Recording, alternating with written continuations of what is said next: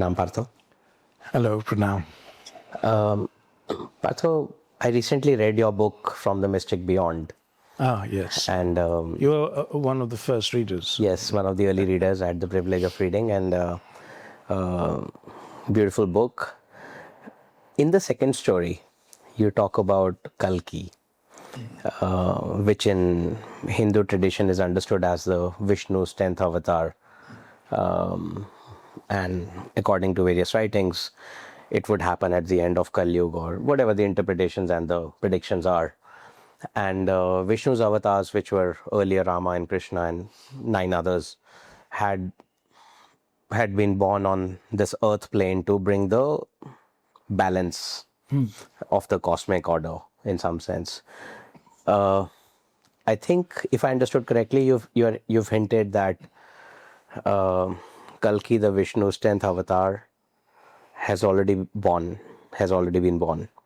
Yeah. Has come to the earth plane, which is slightly different, definitely different from all the other Sanatani believers or scholars in some. But there are many gurus I know of who say that I am the Kalki 10th avatar? Okay. I am the 10th avatar. So what's the big deal? So, yeah.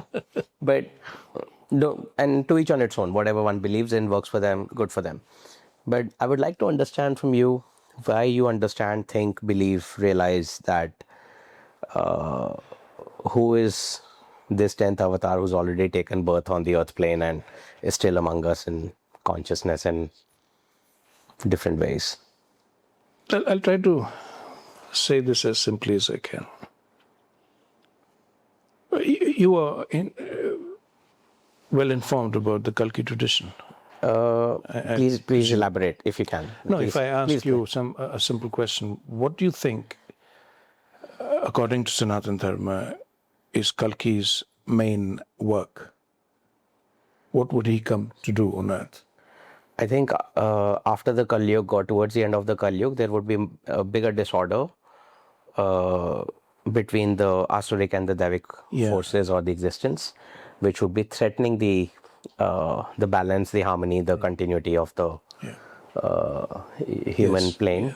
Yes. Or more specifically, he would come to earth to destroy evil. Correct. Yes. To destroy adharma. Adharma, like Rama did, like Krishna did, like many others. Yeah. So the final destruction of evil, correct, of adharma, with which this Kali Yuga would end. Correct. And he would then set the conditions of the new age of Satya, the Satya Yuga. Yes. On earth, he would prepare conditions on earth for the new Satya Yuga to begin. Yes. That is his correct job description. There's a lot of metaphor and a lot of mythology built around it, of course, but basically this is... Simply put, yes. The work. Yes. Now, what is this evil? What is this adharma, or the evil that the Kalki avatar would come to destroy? What is it? Is it the evil that men do? No. The corrupt politicians and businessmen, the thieves and plunderers, the rapists and the killers and the deceivers, the pretenders. Are we talking about that level of evil, or are we talking about something more cosmic, more something much more deeper, and goes to the very roots of being human? What is this evil? That should be our first question, Kunal. Yeah. Instead of being satisfied with a very superficial understanding of evil. So if we go really deep down, why do people do wrong? Let's ask ourselves that very simple question. Why does a person do something wrong, knowingly or unknowingly? Why is there corruption on earth? The corruption of the spirit corruption of the mind, corruption of body, corruption of society. Why? Let's look at it. Let's look deep into it. Why is one person truthful? Because this person cannot lie, cannot deceive anyone. And there's another person who thinks it's stupid not to lie and not to deceive. Why this difference? See, if we really look deep into it, Kunal, when I look deep into it, I see it in evolutionary terms.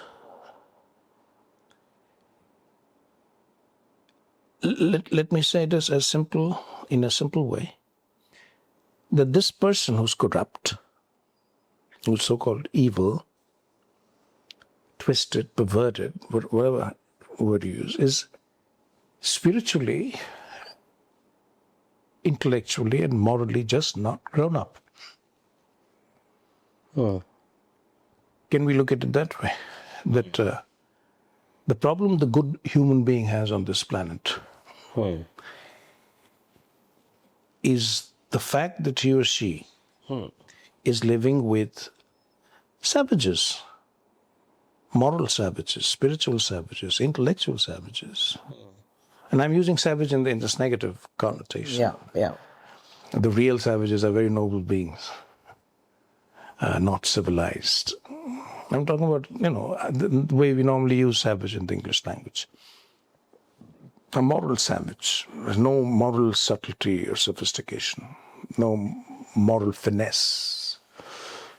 What would you expect of such a person? He would lie and deceive and go about merrily doing whatever he or she wants to do just to satisfy the need of the moment, right? And intellectually, you would, savage, not subtle, not sophisticated enough, not refined enough. So I see it all in just terms of evolution, as Sri Aurobindo gave us this priceless insight into what the problem is with us. Because for Sri Aurobindo, it was very clear that whatever we are experiencing is a crisis of evolution. Therefore, the solution is not correcting systems or rectifying social, legal, economic systems, or even trying to educate the mind and the morals, but simple, to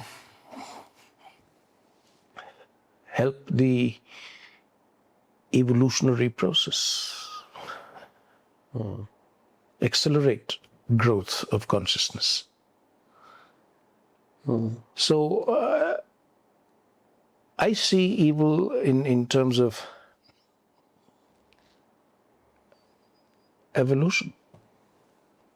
So in other words, it's spiritual immaturity, one of the ways to possibly put it. That's coming to my mind. The lack of spiritual... And yes, you're right, spiritual immaturity. Yeah. And for,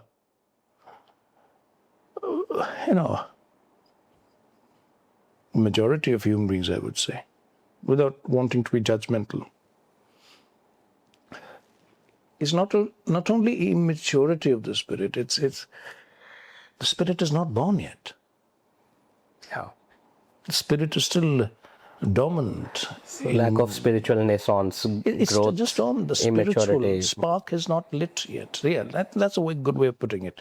The spiritual spark is not lit yet. It's still dormant. It's still in seed form, not sprouted yet.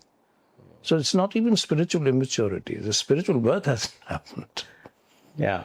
And does that mean that if you're not spiritually born yet, you're intellectual? No, that too is not so, because very few human beings are really intellectual. I've come across very few intellectuals in my life.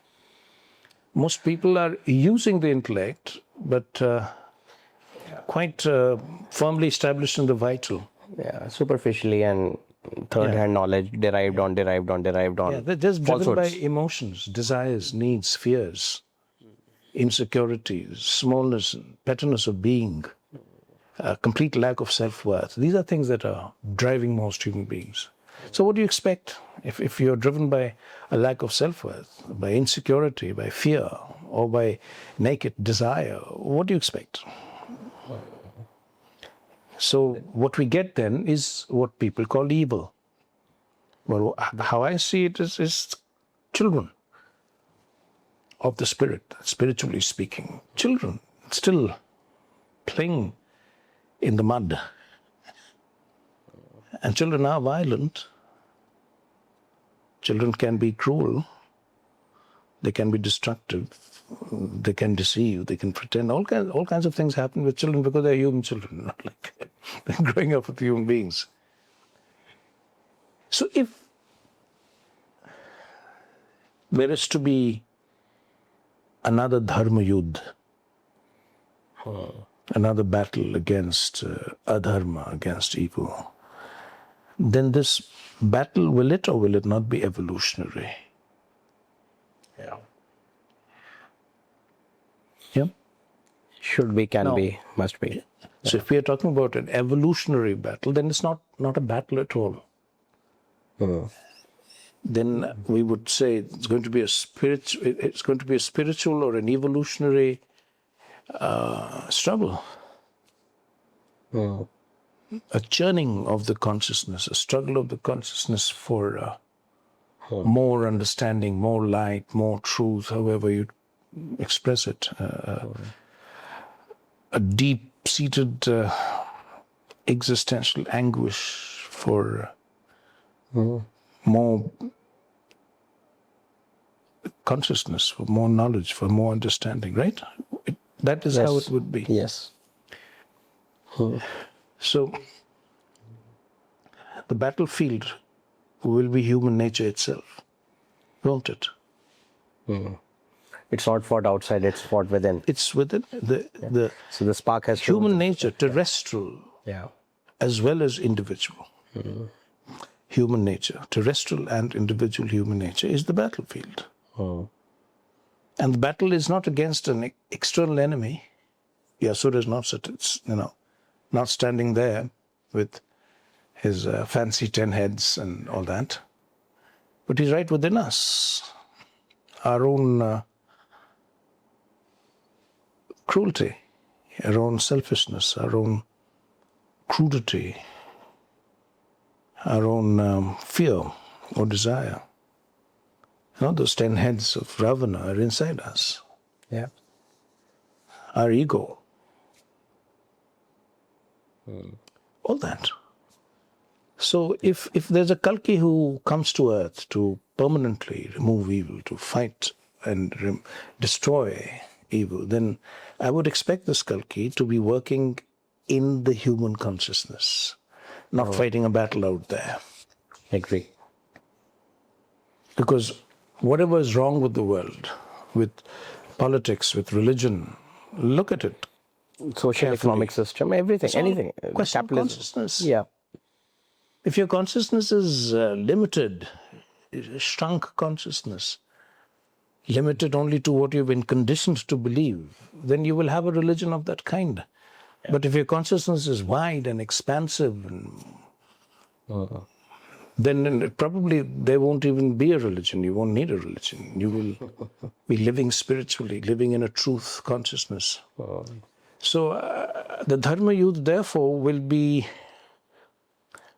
a deep movement in the human consciousness. Yes. Yeah. So what would be Kalki's work then? Would it be to fight a battle? Riding a white horse, as legend says? Or would he be, the white horse itself is a metaphor. Yes. Or would this Kalki avatar be a force of evolution? An embodiment of the highest truth consciousness. An instrument of the highest divine. Someone who can open the consciousness to light by his or her very force of being. Because if you're an embodiment of the highest truth, then you will have cosmic Shakti. That's what our Sanatana Dharma says. The higher the truth that you have realized in your consciousness, the more the force, the more the Shakti you have. The truth is its own Shakti. Yeah. Satyam Shakti. So, Kalki would therefore be an embodiment of not just Satyam, truth, but of Shakti, an embodiment of Shakti. So I see Kalki as Parashakti, the supreme Shakti, Adi Shakti, the original Shakti on earth that moves all terrestrial creation, all cosmic existence towards higher and higher consciousness. That's the Shakti that I see embodied as Kalki. That is what Vishnu or Narayan is all about. If you look deep into Krishna's work, that is the work. His Dharma Yudh, again, was at one plane it was a physical battle, of course, but the physical battle is the tip of the iceberg. What's really happening is, again, an evolutionary battle. And that will come to its kind of a culmination with Kalki. So to my mind, Kalki will be deeply related to Vishnu, because that's what Vishnu avatar means. And avatar means what? What is the meaning of avatar? When the divine himself or herself embodies on earth, as himself or herself, in that full consciousness, that's avatar. Now, think about it. Narayan himself, Vishnu, we visualize, is that the word?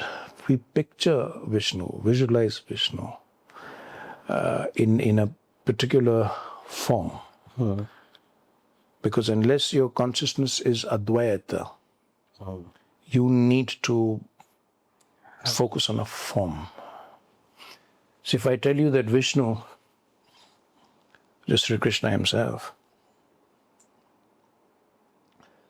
the supreme Purusha, the supreme Narayan, is formless, will you be able to relate much to this Narayan, this Vishnu, this Sri Krishna? Formless. It'll be hard. And not just formless, according to our Dharma. Nirgun. Nirakar is formless. Nirgun, no attributes. Now, how do you conceive of a being that's Nirgun, Nirakar? You can't. So you need a form. So I give it a form. Here, this is Vishnu for me. But the divine, Vishnu, Narayan, manifests because of his Shakti. Shakti is the manifestation of the divine, which is formless, which is beyond manifestation. It's Correct. Avyakt, we call it, the Avyakt. Avyakt means non-manifest. Now, for the Avyakt, non-manifest, to become Vyakt, to become manifest, you need Shakti. So now we need to show the Avyakt Brahma, Narayan himself, as the manifest Sri Krishna. We need to manifest Sri Krishna or manifest Vishnu. We need to see an embodiment of a Shakti, another form. So you have a feminine form, the mother's form. So you have the male form and the female form, the masculine and the feminine, the Purusha and the Shakti. And now you have a complete picture to which your human mind can relate. But this is not real. This is the way we relate. This is the way our mind needs to relate. But we are talking about the formless, attributeless, unmanifest, unknowable divine. So now if I tell you that I see this formless, unknowable, unmanifest divine Narayan, Vishnu, embodied in a human form, which is the feminine, what do you have to say to that? Is it so difficult to accept? Why not? If you get the logic behind it. Yeah, of course. And these genders are just our mental constructs. Gender is our thing. At cosmic level, they don't matter. They don't exist, it's our right? So it's it's very petty thinking. Yeah. Gender is the least important thing. Yeah. So why cannot Vishnu manifest on earth, incarnate on earth as an avatar, as his own emanation, as his own presence on earth, in a woman's body? There's no. So who would be this woman, who would embody the supreme Shakti in herself, who would be that supreme Shakti, who would manifest Narayan? So the mother. I'm not going to talk about mother here, but I'm just giving you my logic. And the mother's relation, this is the story that you're referring to, my second story in the book. Kalki, the First Awakening, is really not meant for everyone. It's meant for those who understand who Sri Aurobindo and Mother were.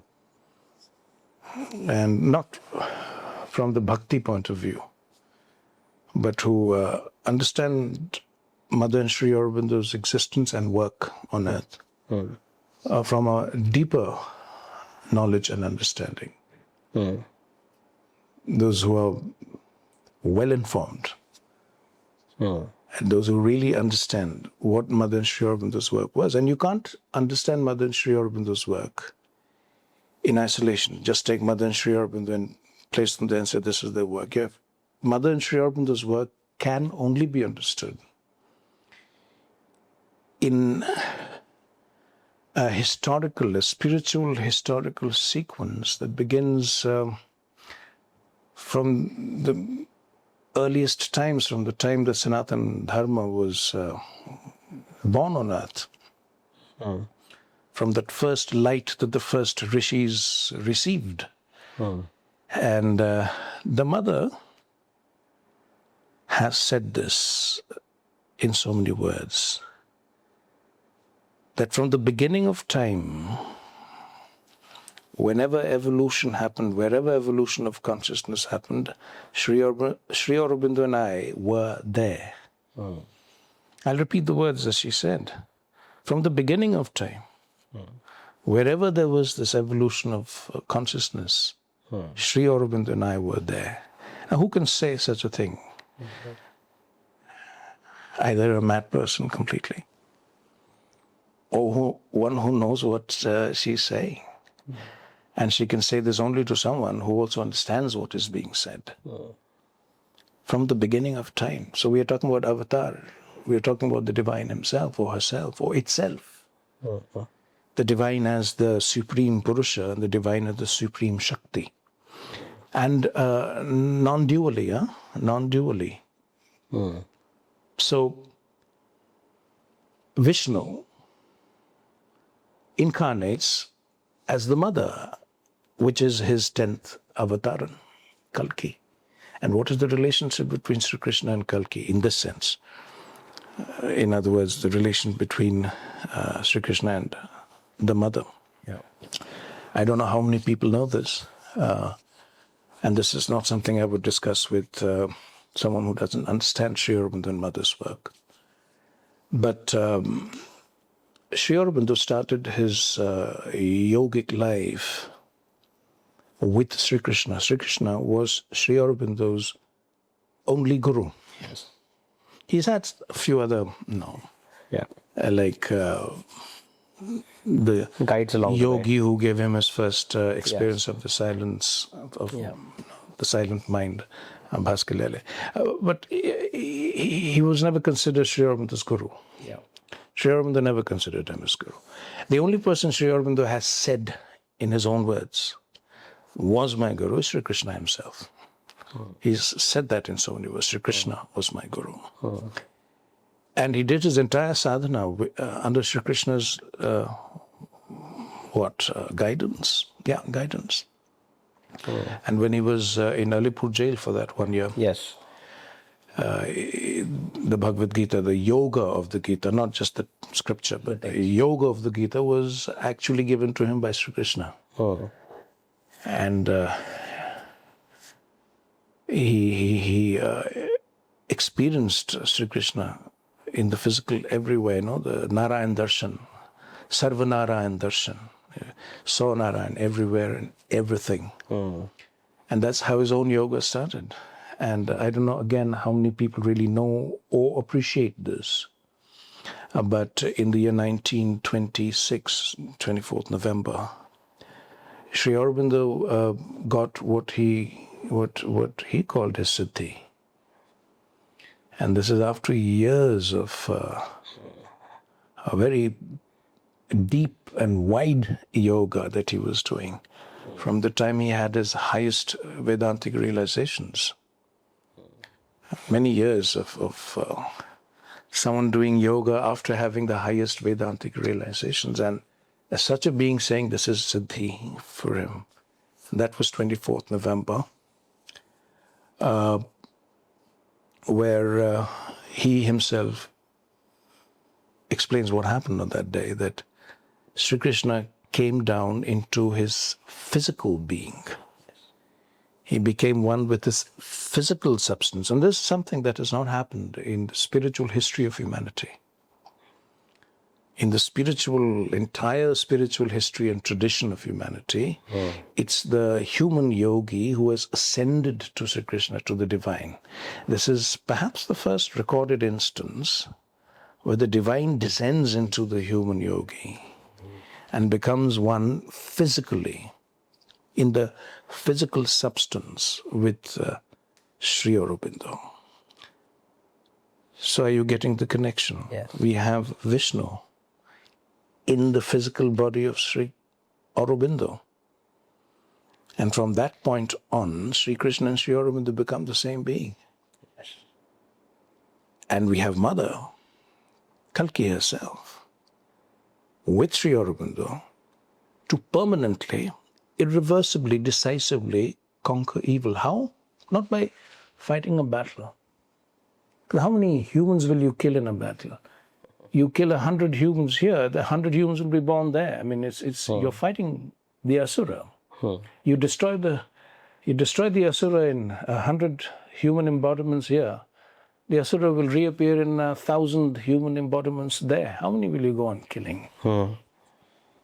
So obviously Narayan is not going to come down and fight human beings to destroy the evil. And this is not a destruction of evil. This is raising the human species to an evolutionarily speaking, raising the human species, the human consciousness to what Sri Aurobindo called the truth consciousness. You're getting the picture. From ignorance and falsehood, raising this consciousness, terrestrial, individual consciousness, the earth consciousness, to truth itself. The consciousness becomes one with truth. He called it truth consciousness. And what will happen then? And long before it becomes truth consciousness, even when it begins to move closer to the truth consciousness, do you think evil will survive in any form? Because now it's the truth directly working on nature. And Sri Aurobindo and Mother's most important work, and far more important, and when I say important, I mean in terms of evolutionary significance. So far more significant than all the spiritual realizations and spiritual work was the work of bringing this highest truth consciousness, spiritual consciousness, into physical matter, into the body of earth. And they called it the transformation of human nature into the nature of the divine. The yogis use two words for this. The lower nature, which is dominated by ignorance, by falsehood and seeming truths, and mithya and Maya, Moha, all that. The yogis call it apara prakriti, the lower, ignorant nature. And then there is the para prakriti, the higher consciousness, higher nature, nature itself in its higher consciousness, which is actually the divine nature. And what is Sri Aurobindo saying, what is the mother saying? That's their work, Mother Sri Aurobindo's work, is to transform this apara prakriti, the lower prakriti, transform apara prakriti into para prakriti. So human nature becomes the divine nature. And what we have on earth is a divine life. That is the work. And if that is the work, you can see it's evolutionary. It's pure evolution of consciousness. And if that is the work, we can see what the final battle is going to be all about. It's the battle against the very cosmic forces that don't want this to happen. The asura is not there in the human body. The human body is being used as puppets by the asuras. The real asuras are invisible to human eyes. They're these vast cosmic forces that are there only to disrupt the divine work, that are there only to disrupt the divine work and human life on earth. That is what Kalki has to fight. And that is a battle worth Vishnu himself. That's what Vishnu is going to fight. That is Vishnu's battle. That is Sri Krishna's battle. That is Sri Aurobindo's battle. And Mother is Sri Aurobindo Shakti. So, for any person who can read between the lines, for any reasonably intelligent human being who can see a bit deeper than the surface, who can understand a bit more than the surface, this is obvious. And this is very obvious. It's staring you in the face. It's right there. It's in front of you that Kalki has already been on earth and her work is going on right around you and inside you. The work is going on within you if you're open to her. Yeah. So that is what my story is all about. Wow. Beautiful. May I ask how and when did you connect the dots, read between the lines? I didn't do anything, Kunal. I never do anything. It was all connected for me. And Just came to you at some point? If I say it the way it is, it'll sound arrogant. But actually, I don't care if it sounds arrogant. I feel Mother does everything for us. If she doesn't connect these dots, how are we going to get it? Yeah, so that's a divine grace, divine grace on us. Okay. So she's connected the dots for us. She inspired. She's the inspiration. Yeah. And it is her story that has to be told in so many different ways. And this is just one way of telling her story. Sure. It's beautiful and very inspiring. And so do you think you would, maybe if it comes to you, you would write a follow-up on the First Awakening and how it may progress from here? See, the fact that it has come as the First Awakening and the fact that the story ends when this Kalki, who's Meera, which is Mother's name, which is Mother.